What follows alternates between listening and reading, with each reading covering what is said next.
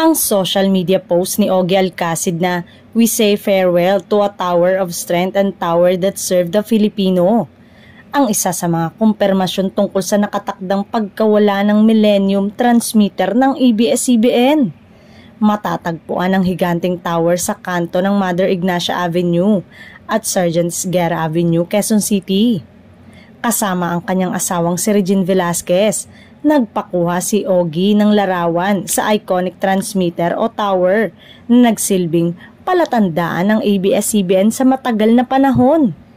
Maging ang buong ASAP na nagdiwang at nakiisa sa kanilang 30th anniversary ng programa, kasabay ng pagpapailaw ng ABS-CBN broadcasting sa huling pagkakataon. Ito rin ang kasuotan ng production staff at ng lahat ng ABS-CBN stars na nagkaroon ng partisipasyon sa Sunday Noontime Show ng Kapamilya Network. Maging ang TV host na si Vice Ganda ay binalikan ang kanyang unang mga taon sa ABS-CBN sa isang nostalgic na tour sa main building ng network.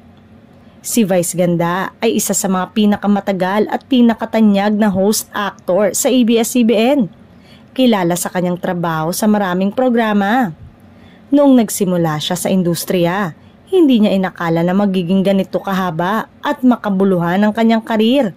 Mula sa pagiging isang komedyante, umangat siya bilang isa sa mga pinagkakatiwalaang host ng bansa.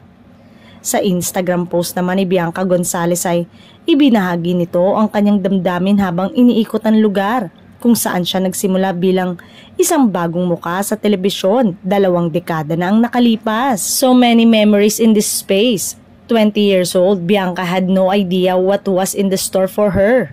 Sa kanyang pagbalik sa main building ng ABS-CBN, hindi niya maiwasang balikan ng lahat ng pinagdaanan niya, mga hirap, saya, tagumpay sa loob ng 2 dekada.